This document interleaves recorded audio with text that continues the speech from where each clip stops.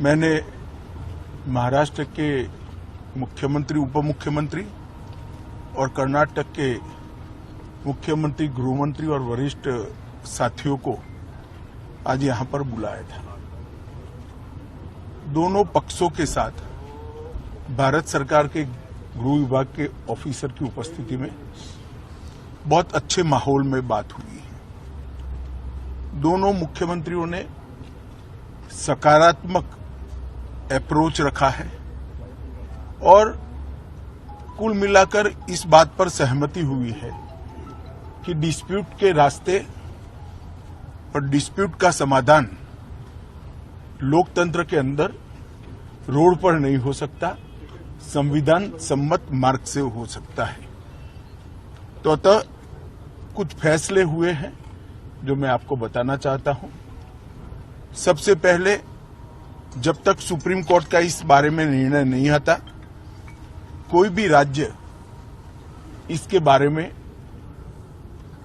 एक दूसरे राज्य पर क्लेम या तो डिमांड जनरेट नहीं करेगा। दूसरा, दोनों राज्यों के मिलाकर दोनों ओर से 6 मंत्री बैठेंगे और इस पर डिटेल नीचे तक परकोलेशन किस प्रकार से हो, इसकी चिंता और चर्चा करेंगे। छोटे छोटे और कई मुद्दे भी हैं दो राज्यों के बीच में, जो पड़ोसी राज्यों में आमतौर पर देखे जाते हैं।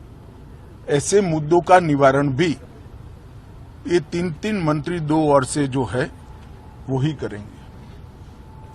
दोनों राज्यों में कानून और व्यवस्था की परिस्थिति ठीक रहे, अन्य भाषाभाषी आबादी को या तो यात्रियों को या व्यापारियों को किसी भी प्रकार की परेशानी न झेलनी पड़े, इसके लिए एक सीनियर आईपीएस अफसर की अध्यक्षता में दोनों राज्य कमेटी बनाने के लिए सहमत हुए हैं, जो कानून और व्यवस्था को संविधान के हिसाब से ठीक रखने में प्रयास करेंगे।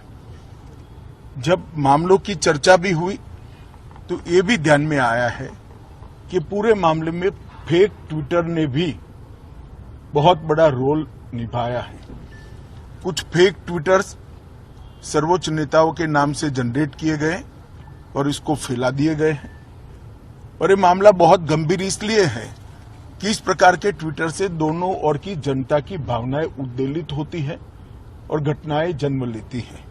तो तय हुआ है कि जहां जहां भी इस प्रकार के फेक ट्विटर के मामले सामने आए हैं, वहां पर एफआईआर रजिस्टर की जाएगी और जिन्होंने किया है उसको भी जनता के सामने एक्सपोज किया जाएगा। तो एक बहुत अच्छा, एक प्रकार से सर्वसम्मत निर्णय आज की बैठक में हुआ है। इसके बाद मैं दोनों राज्यों के विपक्षी पार्टियों के मित्रों को भी इस देश के गृह मंत्री नाते अपील करना चाहता हूं, राजनीतिक विरोध जो भी हो, जो विपक्ष में बैठे हैं सरकार के सामने राजनीतिक कार्यक्रम ले सकते हैं, परंतु दोनों राज्यों की जनता के हित में और दोनों राज्यों की बॉर्डर पर अन्य भाषाभाषी जो लोग बस रहे हैं इनके हित में अब इसको कम से कम राजनीतिक मुद्दा न बनाया जाए।